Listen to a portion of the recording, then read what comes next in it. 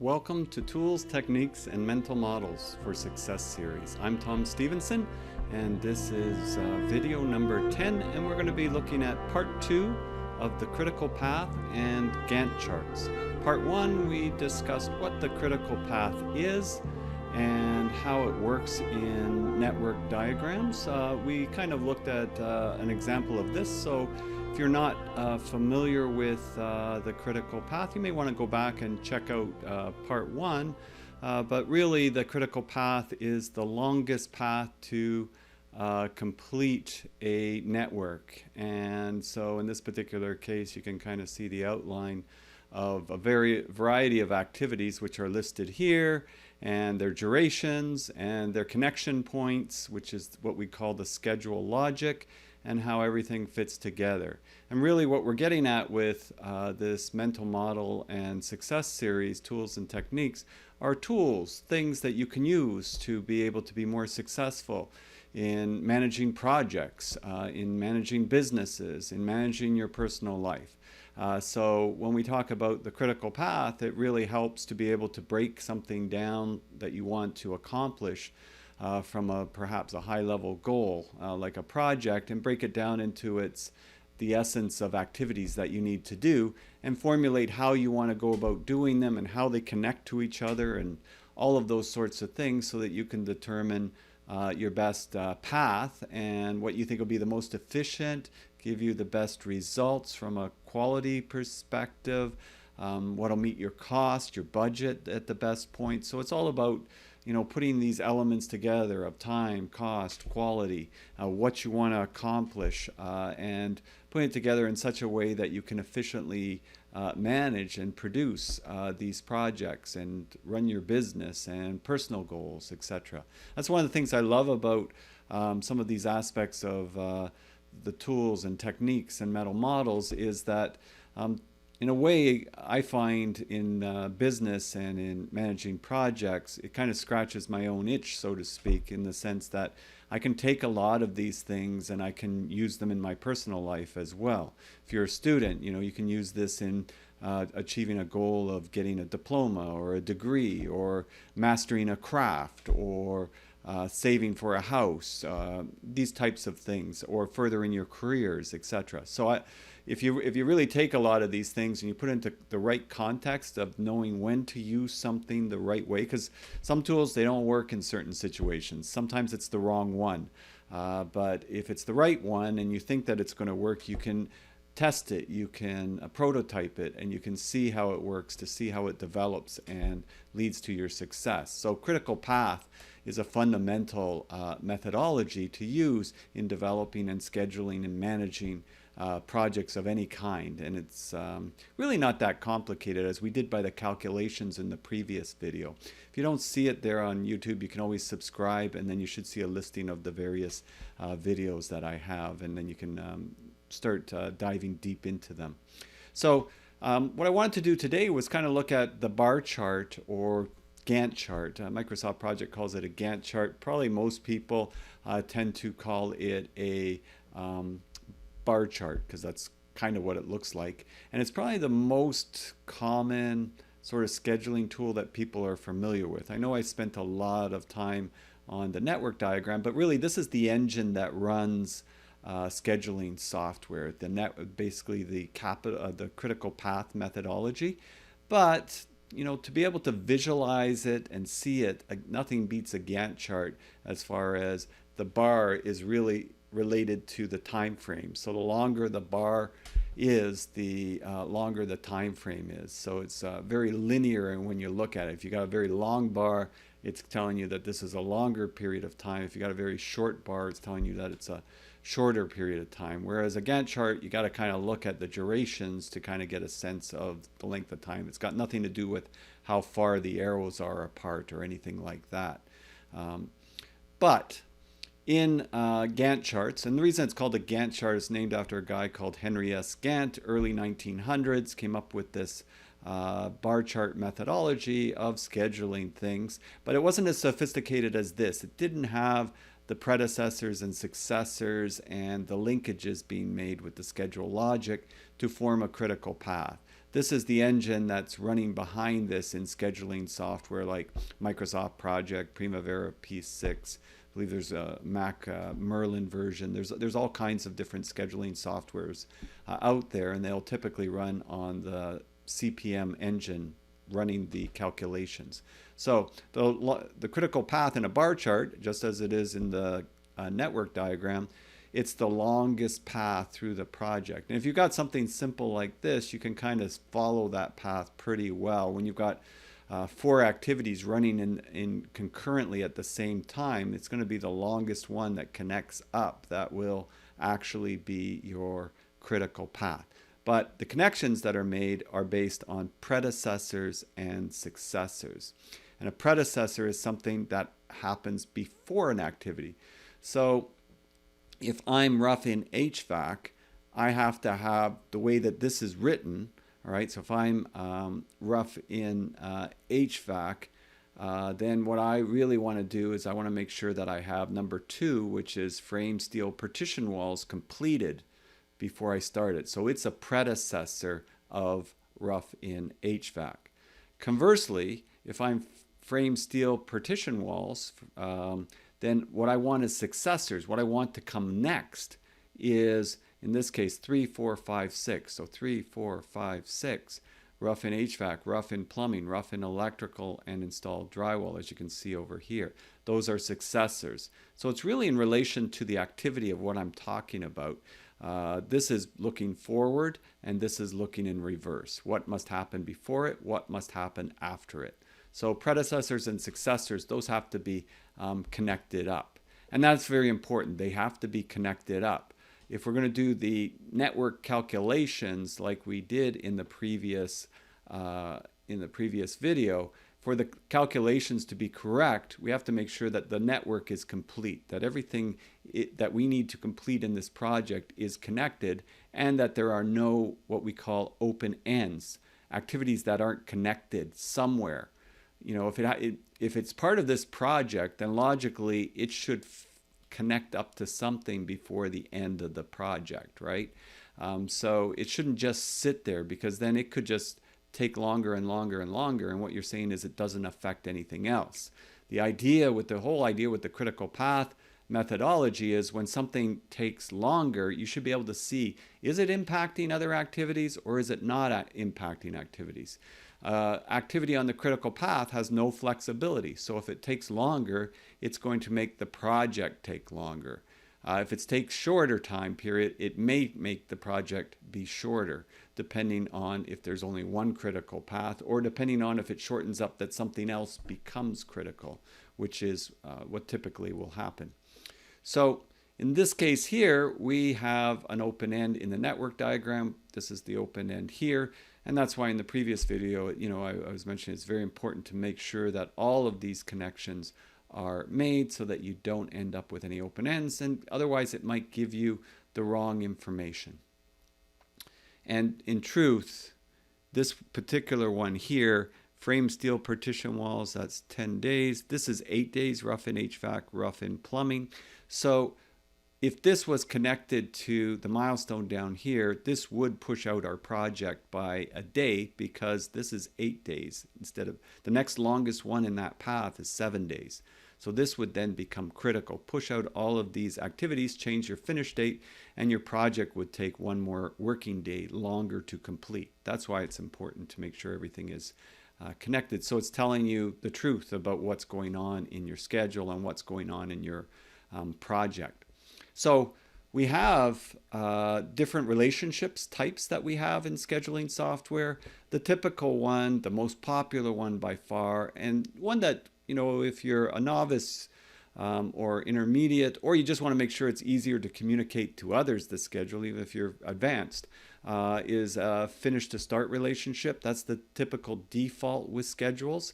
And so the finish to start relationship is that activity A must finish before you can start activity B. So that's a finish to start relationship, and that's most common. Start to start is that activity A has to start in order for activity B to start. So in other words, you can't start activity B unless activity A has actually started. Finish to finish is that activity A has to finish before you can finish activity B. So these are just relationships, and depending on what you're trying to schedule, you can utilize them in different ways.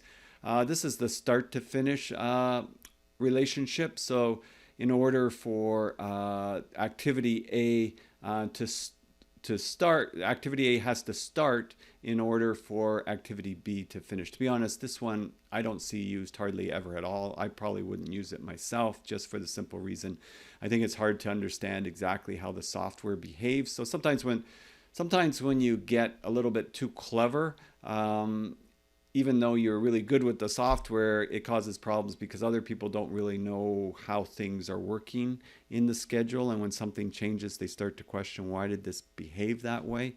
I think Napoleon had a great quote. It doesn't come to mind right now, but the problem with some generals are they try to be too clever. And it goes something like that. And if you're too clever or too smart about it, you tend to trip people up. Keep it simple, KISS principle. So another key definition here is what we call lead time. We can also overlap activities. You know, one doesn't have to completely finish before one starts. They can overlap each other. So here I've got a negative lag or a lead time where this overlaps. Good scheduling practice would probably say, you know, we could have this one with a start-to-start relationship and a lag on the front so that this comes out this way. So it's not in relationship to when this finishes, it's in relationship to when this starts. Because the reality is you don't exactly know when this is going to finish when you're in the thick of things, but you for sure know when you've started this and how many days after you started this you'd like this activity to start. Some contracts and projects, industrial construction projects, may require that you not put any negative lags or lead times this way using a finish to start relationship, but instead put a start to start relationship. A lot of other construction projects, they may put this, and just understand that it's got to do with the relationship between this is with the finish and the other would be with the start. So you could also, as I said, have a lag here of a period of time. This is like a wait time.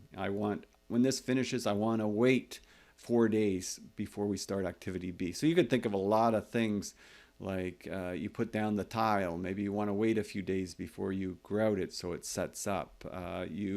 Concrete forming would be a good one. You want the concrete to cure. So those are thoughts where you probably would want to put a lag. But I'll tell you in a minute, I'll show you a best practice in a minute where you're probably better to actually put an activity in there to display it.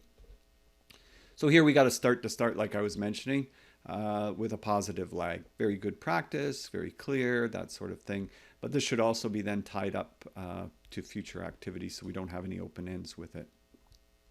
So using a lag, this would be the wait time. Best practice, what I would recommend is put a separate activity called cure concrete rather than a lag, because everybody knows what it means. What if you go on holidays on your project and somebody else comes in and says, oh, why are we waiting? Let's just move this up. That'll save a lot of time. Meanwhile, you're supposed to let the concrete cure before you took away the shoring, etc. So sometimes it's better to be crystal clear where possible so that wherever you can remove the possibility for an error is a positive aspect, just by communicating more clearly. I know the software, there's nothing technically wrong with putting this lag here. It's just I would recommend this as far as better communication. When we talk about float, and we did look at what float is and how it's calculated in the previous video. So again, if you want to go back, I think it's video number 9, this is being video number 10, and see the critical path calculations, you can do that. Again, you can just click the subscribe to my YouTube channel, and you should then see, if you hit my listing of videos, you should see it. So here we've got float, and you've got two kinds, total float and free float. Total slack, free slack. They mean the same thing. Slack, float, they mean exactly the same thing. What's different is total and free. Free is how much time you have before the next activity. Total is how much time you have before it affects the critical path. So, and these are always in working days. So in this particular case, you can see it says 3 days free slack. So that'd be Tuesday, Wednesday, Thursday before it affects the next activity, right? And then you see 5 days. Well, that's Tuesday, Wednesday, Thursday, and then you've got the Wednesday and Thursday over here. So you got 5 days. So this could push this activity here could take 5 days longer, and it would not affect your finish date. All it would do is fill this in, right? It would push this out 2 days, and then that would push this out. And so what would happen is that this would be lined up here. It wouldn't change the finish date of your project, but this would turn red at that point. So you would have 2 critical paths, right? So you'd have 2 critical paths. You can have more than 1 critical path. You can have 3 critical paths. The more critical paths you have, the more risk you have in your project, because then you got all these paths that if anything goes wrong, your project's going to be delayed. Better if you can keep it to 1 critical path where possible. It helps to reduce your risk in those ways. Not always possible, but definitely something to ponder and think about. So that's really the difference between total slack and free slack. So free slack, how much time before it affects the next activity, how much total, how much before I affect the project. A lot of people say, well, what do I care? You know, if this is just, if this takes 4 days longer, not a big deal for me. And this will just move that and it won't change anything. I can just change this activity and this activity start date.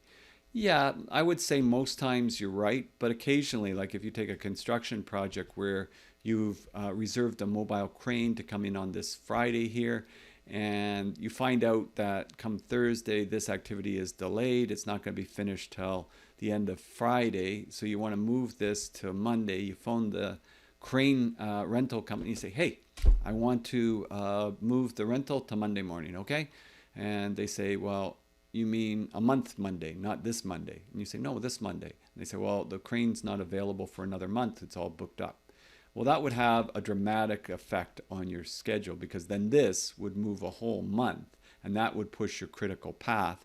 Not a whole month, but almost a whole month, you know, minus those couple of days of float. So you definitely want to be cautious about free float and look at, you know, what does this mean? If this is your own forces and it's some labors and you're just going to move things around a little bit, it might not be a big deal, but sometimes it could be a big deal. Nice thing is scheduling software will do those calculations for you. And typically you only see this differ out where you've got sort of instances where you've got multiple streams like this of activities, not where they're going one after the other typically, because then it's usually the same, your total float and your free float. But when it's different, it can have those nuanced differences of how it could impact your project. So that's what exactly free float is. So with schedules, you can think about the logic. If you've got positive, you know, if you have a positive float, then there's some flexibility in the duration for that activity. So if it's got positive float, you've got some flexibility with that activity. And if the activity has 0 float, you know you don't have any flexibility, and that it's on the critical path. So it's pretty straightforward where you see, wherever you see 0, those activities are on the critical path. And this having 2 days float going down here, it's not that you got 2 plus 2 plus 2 plus 2. You got 2 days altogether. So if any one of these takes longer than 2 days, that's going to use up your float. It's not that this has 2 and this also has 2 and this also has 2. It's just along this run, each activity has 2 until one uses it. Then the others wouldn't have it. So whenever you use a scheduling software, we went to all that trouble in the previous video to sort of draw out a network diagram and look at the forward paths and the backward paths and how the critical path is calculated. When you think about drawing a bar chart, it's easy enough because you just make connections, you see it visually there. But in the background, scheduling software like Primavera P6 and Microsoft Project, they're drawing the network diagram for you. And so they're on another screen. And as I said, that's kind of the engine that runs the software, that does the calculations, that determines where the schedule logic is and where the critical path is. In this case, I just took this schedule and I just turned things off. You can turn off the link lines. They're still there. I'm just not showing them. and I'm turned off showing me the critical path. So it's not there either, but it is there in the background.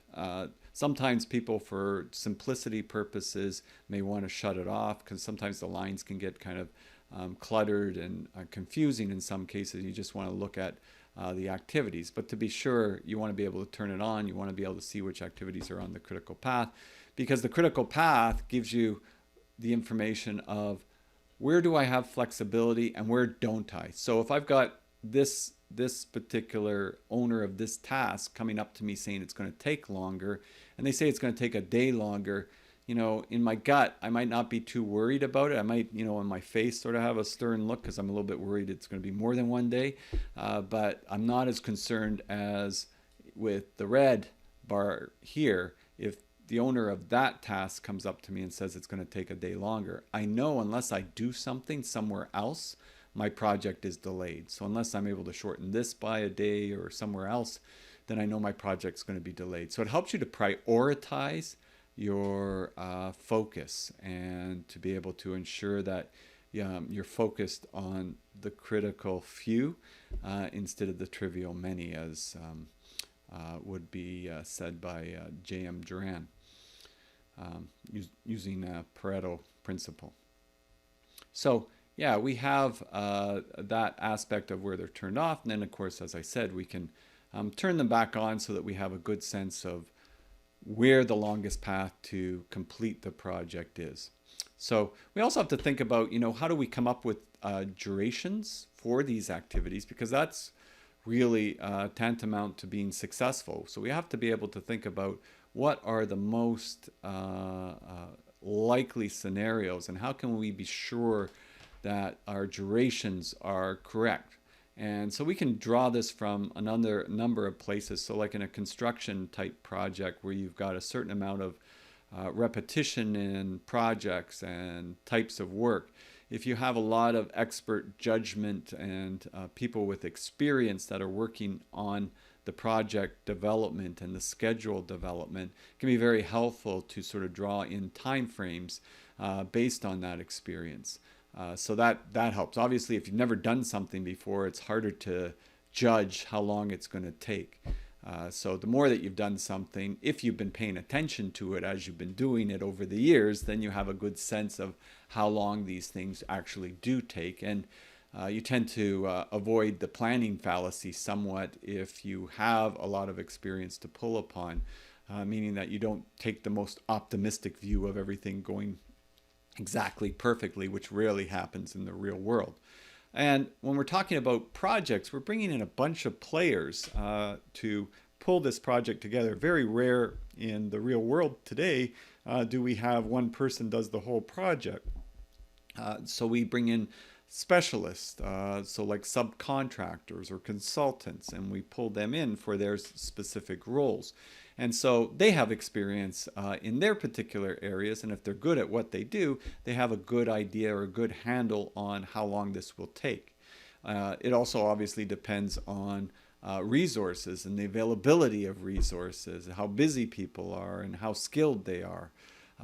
Comes into play as well. So not only the subcontractors, also manufacturers and suppliers. If you're dealing with components, maybe a chiller unit, or air handling unit, a specialized piece of equipment is coming in or needs to be fabricated, maybe even in another country. Maybe that's going to take 6 months to complete.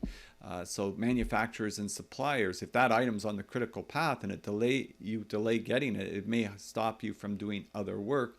It can actually stop your project more or less dead in the water, and it's delaying your project that way. So you need to be able to draw from these various manufacturers and suppliers what we would call long lead items, items that typically take a long time to get.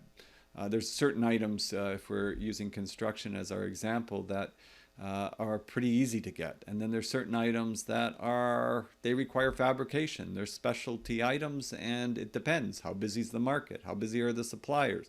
How easy is it to procure? How unique is it? So it could depend on a number of factors. Obviously, whenever you go after a project, you estimate it, and you have estimating staff that estimates costs, estimates times.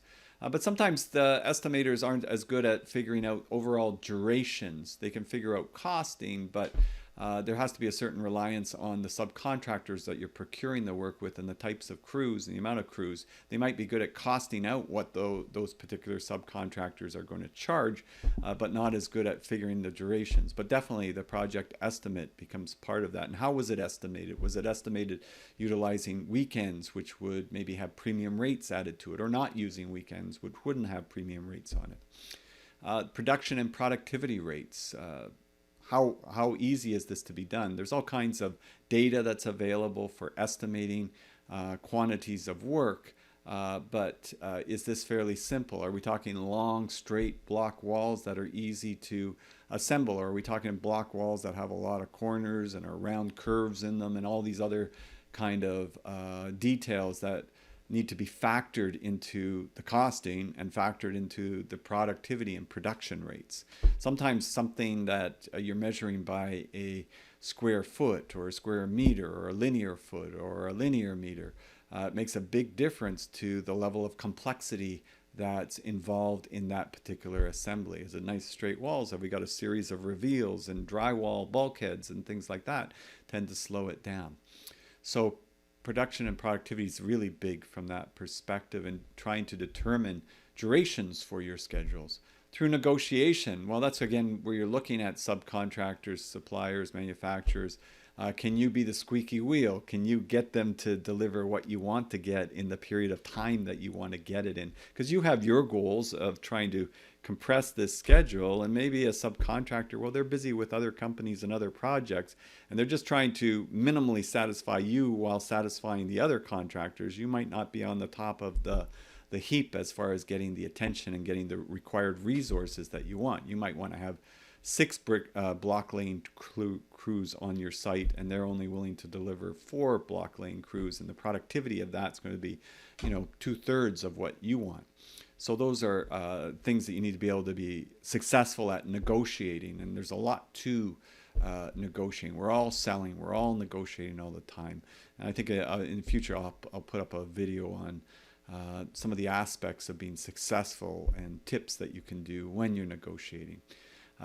Historical data. Well, if we've done the same type of project before, then we've got great historical data if we've monitored it and updated it and managed it effectively. So all this work that we've been doing and talking about developing a schedule, a critical path, and the bar charts and breaking down the activities and figuring out the durations, well, a big part of that is so that we can track it when we actually do the project to see how we're doing. And when we finish the project, we've got as-built data. So now if we go in the future and we do a similar type project, it's excellent feedback for us to be able to utilize in figuring out how long this is going to take. So if we're building a community center and they're similar in square footage or square meters, and so from one project to the next, and they're kind of not that different, and one community center took us 2 years to construct, then we've got a pretty good idea that we could build another community center that's very similar in 2 years. And if we're expected to do it in less time,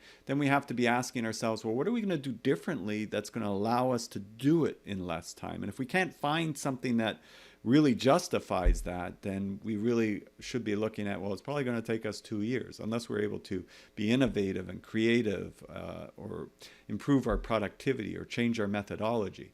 But it's really good data. We've got a good baseline benchmark to look at when we can compare to historical data that we've created and that we can trust because we actually did a good job of that updating process. So it's very worthwhile to do that accurately for a multitude of reasons, for those various reasons, as I was saying. So some factors and conditions that affect duration, the simplicity or complexity of the work, as I was mentioning, resource availability, experience within the crew, sizing of the crews, what's an optimum size of crews, 3 bricklayers, 1 laborer, 2 bricklayers, 1 laborer, 4 bricklayers, 1 laborer. These are variables depending on the work, and if you don't have enough laborers, then you got bricklayers waiting for their mortar, waiting for their bricks. If you have too many laborers, then you're wasting money. So there's those kind of things that come into play. The skills of the available trades. Well, what jurisdiction are you in? Are you in some remote location and there's not access to really skilled labor or enough of the volume of labor that you need? Or are they really busy in that particular geographical location? These are variables that move up and down and up and down. Union regulations, requirements, if there's any of those involved, what are the limitations within that? What are some of the advantages? Site safety and conditions, ensuring that we meet all the regulatory requirements. What's the best sequencing? What's too many people on site? What's not enough people on site? When are people in each other's way? When are they damaging things? There's a whole bunch of factors that come in there. Are we able to use a BIM strategy, a building information modeling strategy? So are we able to prefab more components off-site while shortening the assembly time on site and being more effective and more productive, having less rework, and moving our project along quicker and faster and at a higher quality level? There may be opportunities to implement that, and to what scale depending on the type of project it is. How does this particular project fit in with our own experience? Is this something that's new to us, or is this something that we've got down? This is what we do and we've got this down. If it's something new, there's a learning curve to go through. And if there's a potential for repetition, you shorten the learning curve. So if if you're doing a 40-story building, once you get to around the third or fourth floor, then you get really into this repetition mode. You can go at a certain velocity of work. You're at a steady velocity. You're much more predictable, less variability in your project. Which improves your predictability of being able to keep at your schedule, to move at a certain pace, which is very, very helpful. You go at a rhythm and velocity where the work gets done in a very predictable way. If there's not much of that and there's a lot of complexity in it, that slows things down. Weather conditions. Well, are we in a good time of year, a bad time of year? Are we heading into winter, or are we going to be doing substructure work in winter time? Or what is the weather conditions? Or is it normally good and we've hit a bad stretch of weather? Is it too hot? Is it too windy? Is it too rainy? What is the patterns that's impacting our work? And the quality of the design information. Well, this is actually a big one. This could be a whole nother video. There's a lot of issues in construction I've found over the last 10-15 years, where a lot of the quality of design information, design errors, a lot of consultants, they're under a lot of pressure from clients to do more with less, and their budgets are pretty strapped, and that typically means there's a lot more push on them, which means that there's less complete information, more rushed information, and more errors in the information. And then that kind of trickles down to the contractors implementing the work, and then so they have to ensure that they're not being held accountable for something that they didn't necessarily cause. That's the unfortunate part of the adversarial side to construction. Trying to avoid that and work in a much more collaborative way is on the positive side, but we definitely want to work hard at trying to improve the quality of the design information so that we have less errors, less slowdowns, less rework, and better collaborative relationships. So these are the overall factors, conditions that affect duration, and this is sort of giving you the idea of how we pull together the actual Gantt chart aspect of the critical path, and how this really sort of maps out the overall project that we're trying to develop and frame from. It's a fantastic tool when you start using it to help you develop various mental models of how you want to approach this project step by step, and visualizing the whole process. Network diagrams gives me a good idea as far as the connections, and as I said, it's the engine that does the calculations, but I find that looking and running through a bar chart, for me, I can really sort of visualize step by step what's going on. And advancing from there, if you really want to get it really good, you combine it with a BIM model, a 3D model, and you build the model with a schedule. In other words, it gets animated that the construction process is taking place as the schedule is moving along. So if you Google 4D BIM schedules and look at some of the YouTube videos, you'll see some assemblies of buildings built on a schedule. But first, the schedule has to be developed thoroughly the way we've been discussing, and then mapped with the actual model. So hopefully that's given you some help on the aspect of building a schedule and the tools of how the critical path meshes with the Gantt chart. We're going to do a couple of more videos on updating and recovery, because these actually form part of the overall process. Because the only reason we're doing this is so that we can update a schedule, see where we're at, and then we can recover the schedule to get back to where we need to be. So we'll be doing a bunch more videos on this to try to bring the aspect of project management, critical path, and developing schedules together with all the other tools that we'll be bringing in as well.